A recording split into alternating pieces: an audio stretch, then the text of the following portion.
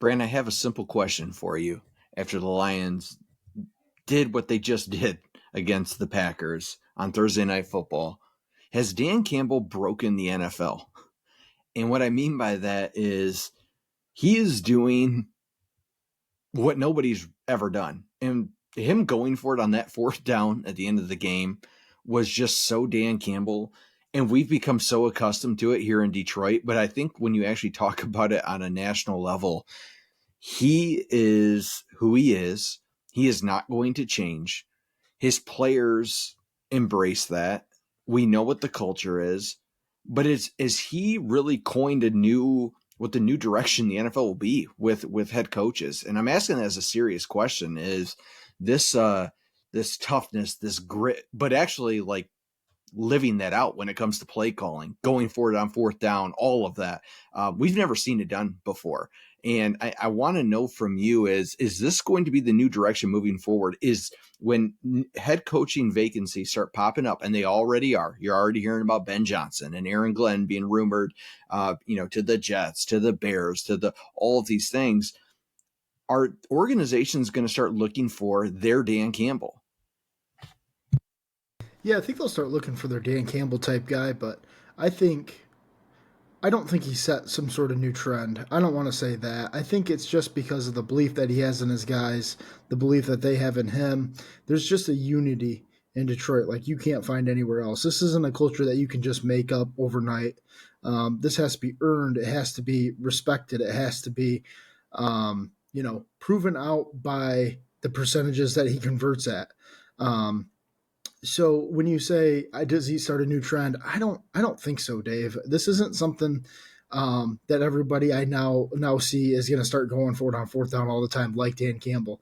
Just I think it's definitely secluded to Detroit, where this it just so happens to work. And when you play against them, yeah, you better game plan for it, and you better have the mindset that we're going to have to play all four downs, maybe on every drive.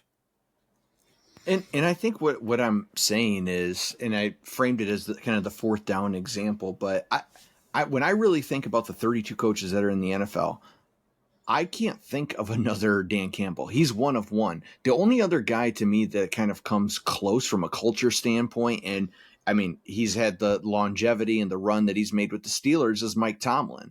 And I just wonder, Brant, if the days of the Mike McCarthys, the Bill Belichicks, the list goes on, and I think maybe we've already seen that trend with the younger head coaches. That's not a new thing, but I feel like, I mean, the entire country and the entire NFL is watching what the Lions are doing and what Dan Campbell is doing, and Brad Holmes, absolutely, and what true organizational alignment looks like. I feel like a lot of these organizations are going to be looking for their Dan Campbell. And it doesn't necessarily mean the guy who's going to go for it on fourth down every single time, or most of the time when it makes sense, or maybe doesn't even make sense. But I have never seen anything like it. And I know that we've talked about it, but I just can't underscore it enough, man. Like, we were both at the game. It was absolutely insane in there. The Jared Goff chants. I mean, it's just electric, and it's like this entire city just embodies Dan Campbell. Like, he hasn't even won a Super Bowl here yet, but you might as well go and build the statue. I don't think there's been a better head coach here in this organization in its history. And so just my personal opinion is, I think that's exactly what teams are looking for, because guess where players want to go play? They want to go play for a guy like Dan Campbell. I don't know how many guys are getting up for the old washed up Bill Belichick, who, as Jerry Jones just said, still has some gas in the tank. Yeah, so I think there's two different points there, Dave. The first point I want to hit on is I think coaches need to be true to themselves, which is not being like Dan Campbell. Like, Dan Campbell he's a one of one with the fourth down stuff and the way that he has a vibe check on his team. Now, the second part you made was about culture and who guys want to play for and stuff like that. I think we're talking about guys like maybe D'Amico Ryans, like guys that have been former players that guys want to go play for. That all checks out to me. And if you look at a guy out there right now who's probably the hottest name, I would think, Dave, on a lot of people's boards, is probably Mike Vrabel. I mean, longtime Patriot, was winning with the Tennessee Titans, doesn't get along with the GM there in Tennessee. all of a sudden he's out the door. You want to know why? Because he's not going to get walked over. He's not going to be one of those guys that you're just going to come in there and Jerry Jones is going to run everything. And then all of a sudden he's just going to say okay to everything. No, he's going to want some say. He's got some Jim Harbaugh to him, if you will, Dave. Like, he wants to be a coach, but he also wants to be involved in the GM decision making. So when you think about guys like that, I just think of guys like D'Amico Ryans and Mike Vrabel and Dan Campbell and even a Jim Harbaugh that have been former players that you can really take what they're saying and been like, hey, I've been in your shoes.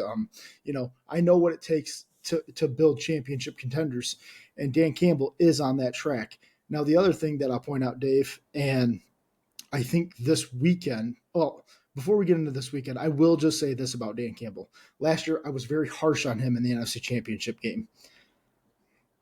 I would like to retract some of those statements just because I think we now know Dan is Dan is Dan is Dan. And that's got to be fine with everybody. And it's fine with me. If you want to go for it for 3 times on 4th downs, I know last year I said, I just wish you'd kick the field goal 1 time last year. He didn't.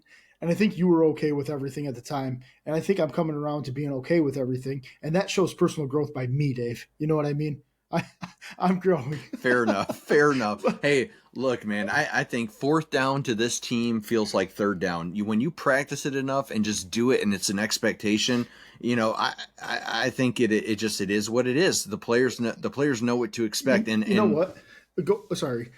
You're right. The players do know what to expect, but this is the one thing that I'll say is I think a lot of people get caught up in the national media because they haven't been in that building. They haven't been around this Detroit Lions team. Like, Dave, Sure. You're right. When you're in that building and you know, like, this team and you watch them week in and week out, this team truly believes that they are going to convert every single 4th down. And it's just different there in Detroit. It is. It absolutely is. And the road doesn't get any easier this weekend as the Bills come into town. And I'm sure you saw what Josh Allen just did. We know who Josh Allen is. Your thoughts on this game, what it means? Is it a must-win? Isn't over an exaggeration when you're a one-win team at this point of December. But where does this rank for you in terms of importance to go out and get this one at home against a very good Bills team? I think it's about a 5, Dave. I think it's. I don't think I would overreact to this if they won. I don't think I would overreact to this if they lost. Obviously, them coming from the AFC side, Detroit being on the NFC side, but you think of a potential Super Bowl matchup. It's hard to beat a team twice, right? So we always say that type of stuff. And so if they get the first one, no big deal. You might see them later. I just think it's important to see how they play Josh Allen. Are they going to try to contain him? Do they have any chance of containing him, Dave? Obviously, we see him score 6 touchdowns or account for 6 touchdowns on Sunday. Just an amazing performance from the guy. And he does it with his legs, too. And for everybody that watches football, you know Josh Allen is not some skinny, wiry quarterback that's running around out there. I mean, he's a load to handle.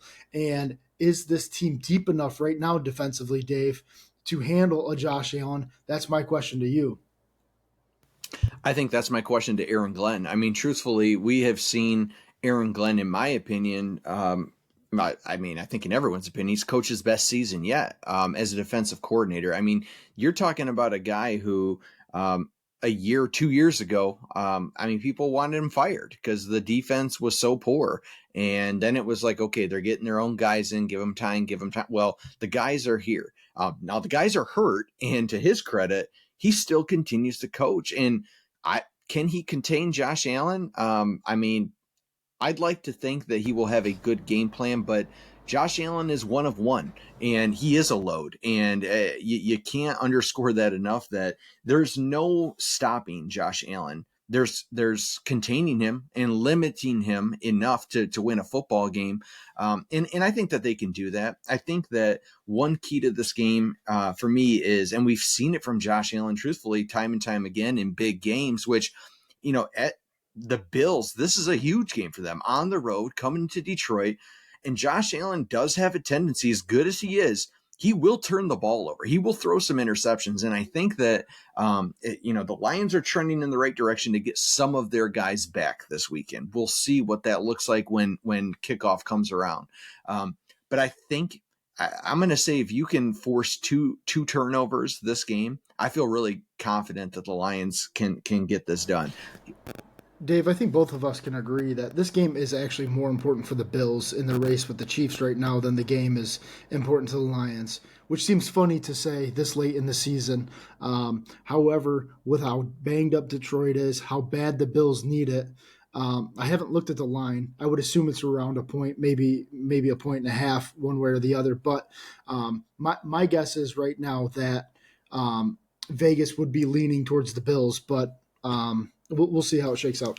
Yeah, right now I'm seeing the line at the Lions -1.5. So I mean, it's we're talking to me that's a coin flip type of a game, and we shall see. But Aaron Glenn, like I said, will be put to the test. I feel good about this Lions offense. They haven't slowed up yet. They're going to run the football well, and Jared Goff is going to continue to do his thing. Go ahead. Let's not forget that the Bills did just give up 45 or whatever it was to the Rams. So I mean, anything can happen in this ball game, Dave, and I'm here for it because it seems like every time the Lions take the field, the game seems to be electric. Absolutely.